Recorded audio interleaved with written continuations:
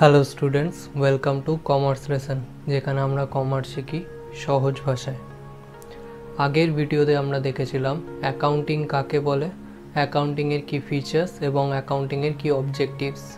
আজকে আমরা দেখব অ্যাকাউন্টিংয়ের কী ফাংশন, কী অ্যাডভান্টেজেস এবং কী ডিসঅ্যাডভান্টেজেস বা লিমিটেশনস। তাহলে শুরু করা যাক।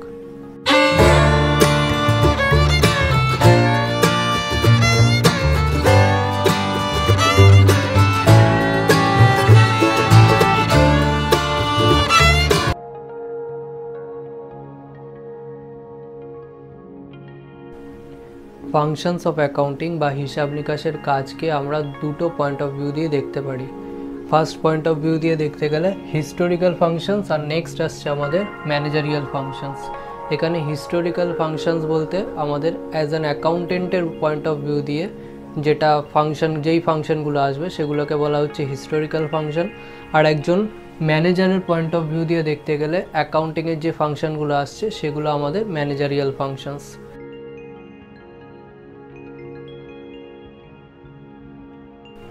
এখানে ফার্স্টে আমরা দেখে নিই হিস্টোরিক্যাল ফাংশনসগুলো। তো হিস্টোরিক্যাল ফাংশনসের মধ্যে আমাদের অবজেক্টিভসের যে পয়েন্টগুলো ছিল সেগুলোই আসছে, কারণ কোনো কিছুর যেটা অবজেক্টিভ বা উদ্দেশ্য সেটাই তার কাজ হয়ে যায়।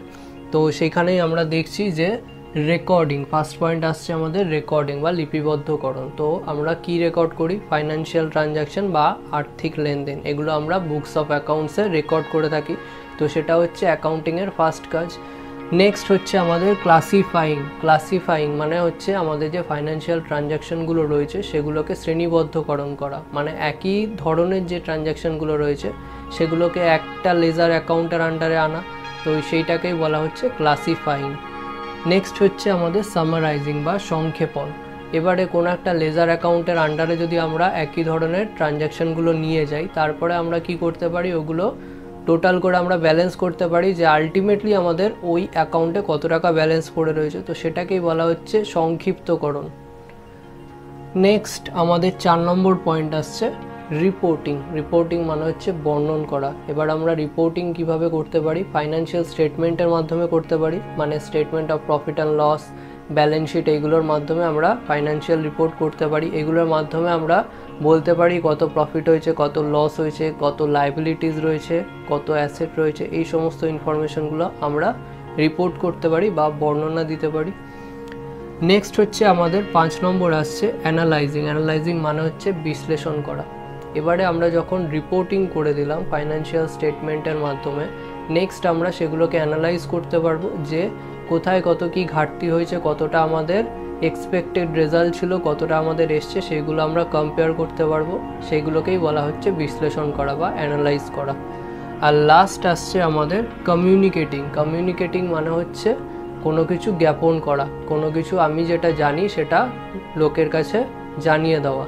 তো এখানে জ্ঞাপন করা মানে হচ্ছে, অ্যাকাউন্টিংয়ে জ্ঞাপন করা মানে হচ্ছে আমরা যে ফাইন্যান্সিয়াল স্টেটমেন্টগুলো অ্যানালাইজ করলাম তার মাধ্যমে আমরা যে ইনফরমেশনগুলো আলটিমেটলি পেলাম সেইগুলো অ্যাকাউন্টিং ইনফরমেশন যারা ইউজ করবে তাদের ইউজারদেরকে জ্ঞাপন করে দেওয়া, তাদের ইউজার অফ অ্যাকাউন্টিং ইনফরমেশন যারা রয়েছে তাদেরকে জানিয়ে দেওয়া।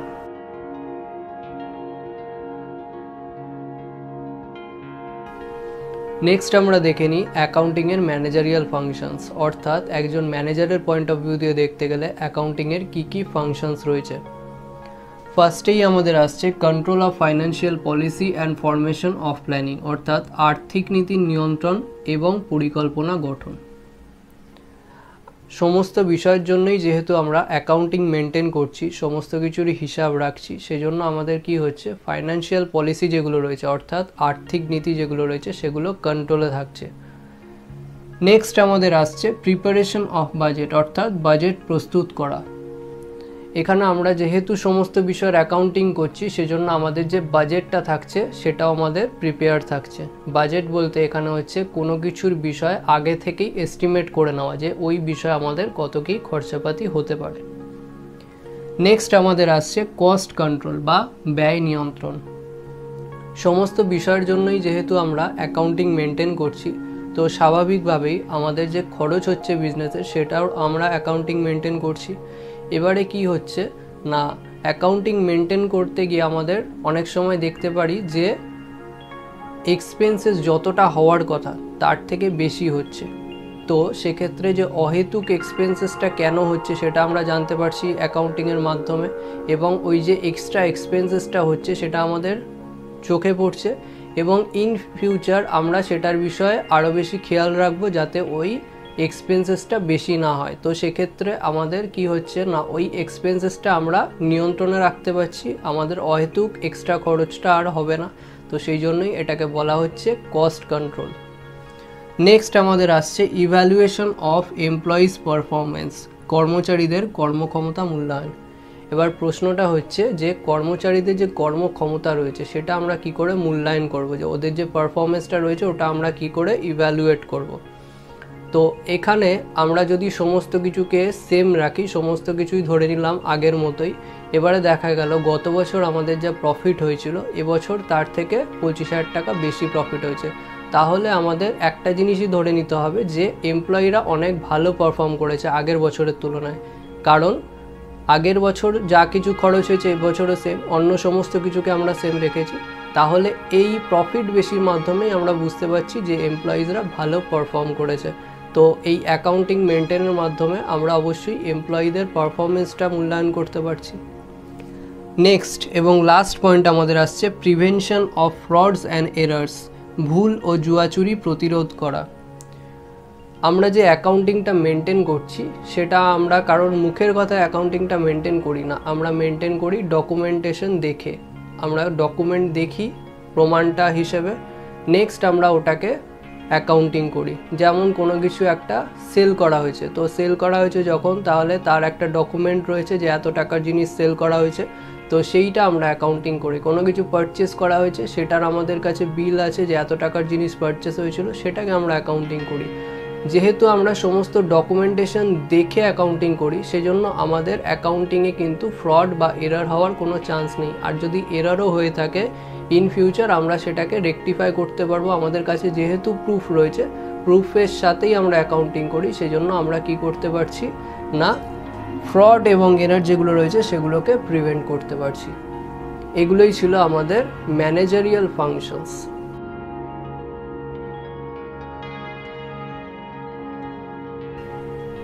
নেক্সট আমরা দেখে নিই অ্যাডভান্টেজেস অফ অ্যাকাউন্টিং, অর্থাৎ অ্যাকাউন্টিং করলে আমরা কি কি সুবিধা পেতে পারি। তো ফার্স্টেই আমাদের আসছে সোর্স অফ ইনফরমেশন, অর্থাৎ তথ্যের উৎস। আমাদের বিজনেসে প্রত্যেকটা স্তরেই কিন্তু অনেক অনেক ডিসিশনস নিতে হয়, এবং সেই ডিসিশনসগুলো নিই আমরা ইনফরমেশনের ভিত্তিতে, এবং সেই ইনফরমেশনগুলোই পাই আমরা অ্যাকাউন্টিং মেনটেন করে। তো অ্যাকাউন্টিং মেনটেন করে আমরা ইনফরমেশন পাই, এবং সেই ইনফরমেশনের ভিত্তিতে আমরা কিন্তু বিজনেসের ডিসিশন মেকিং করি। এবং যেহেতু আমাদের ইনফরমেশনগুলো অ্যাকাউন্টিং করার মাধ্যমে পাচ্ছি, তো ইনফরমেশনগুলো খুব বেশি অ্যাকুরেট হয়, এবং তার ভিত্তিতে নেওয়া ডিসিশনগুলো আমাদের প্রপার হয়। নেক্সট আমাদের 2 নম্বর আসছে comparison with different accounting periods, বিভিন্ন হিসাবকালের মধ্যে তুলনা। প্রত্যেক বছরই যেহেতু আমরা অ্যাকাউন্টিং মেনটেন করছি সেজন্য আমরা বিজনেসের পারফরমেন্সটাও কিন্তু কম্পেয়ার করতে পারছি যে আগের বছরের তুলনায় এই বছর আমাদের কতটা পারফরমেন্স ভালো হয়েছে বা খারাপ হয়েছে। নেক্সট আমাদের আসছে reduction in errors and frauds, ভুল ত্রুটি হ্রাস। সমস্ত কিছু যেহেতু আমরা অ্যাকাউন্টিং মেনটেন করছি, সমস্ত কিছু আমরা খাতায় কলমে করছি, সেজন্য আমাদের কোনো কিছু ভুল ত্রুটি যে হওয়ার সম্ভাবনাটা সেটা অনেকটাই কমে যাচ্ছে। নেক্সট আমাদের আসছে ডকুমেন্টারি এভিডেন্স, প্রামাণ্য দলিল। তো আমাদের বিজনেসে যে অ্যাকাউন্টিংটা মেনটেন হচ্ছে সেটা আমাদের একটা দলিল হিসেবে কাজ করছে। কি দলিল না, প্রামাণ্য দলিল। অর্থাৎ এই হিসাবের এগেনস্টে যদি ইন ফিউচার কোনো আদালতে কেস হয় যে এইখানে এত হিসাব ছিল কিন্তু অ্যাকচুয়াল হিসাব এত ছিল, তো এইরকম যদি কোনো ধরনের মামলা হয় বিজনেসের এগেনস্টে, বিজনেসের অ্যাকাউন্টসের এগেনস্টে, তো সেক্ষেত্রে আমাদের কিন্তু প্রামাণ্য দলিল হিসেবে কাজ করবে এই অ্যাকাউন্টিংয়ের রেকর্ডসগুলো।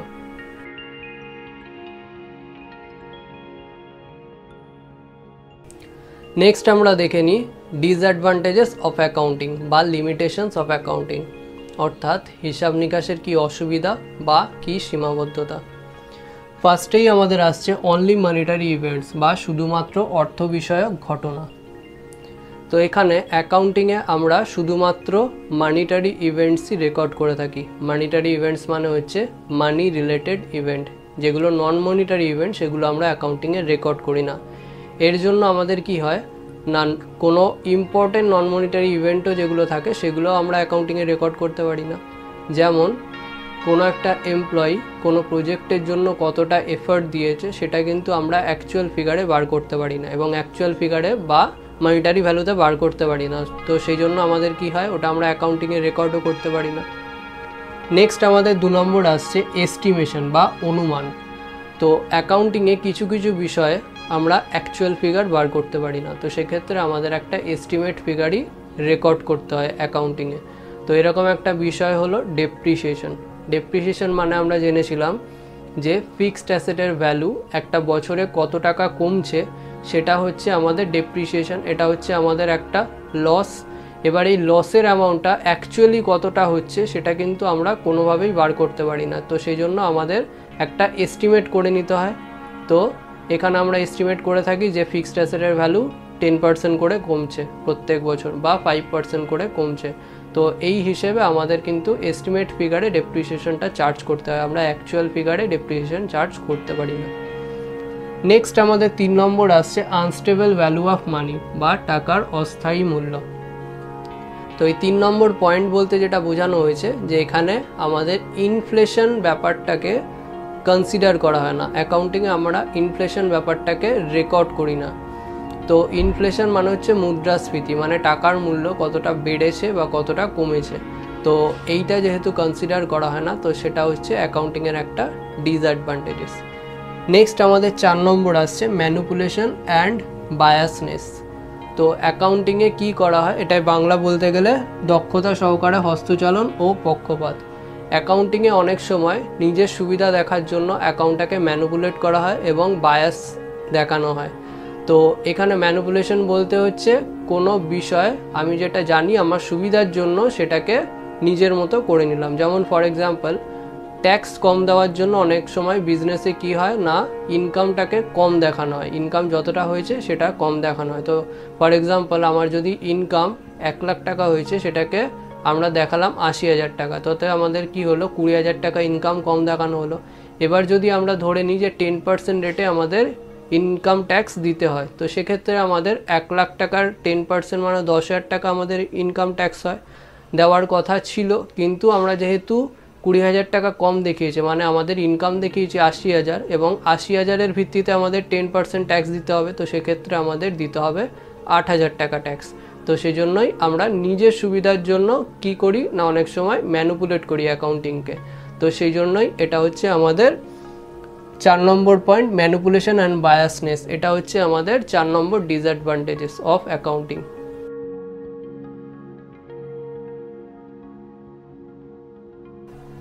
আজকের এই ভিডিও থেকে আমরা দেখলাম যে অ্যাকাউন্টিংয়ের কী কী ফাংশনস রয়েছে, অ্যাকাউন্টিংয়ের কী কী অ্যাডভান্টেজেস, অ্যাকাউন্টিংয়ের কী কী ডিসঅ্যাডভান্টেজেস বা লিমিটেশনস।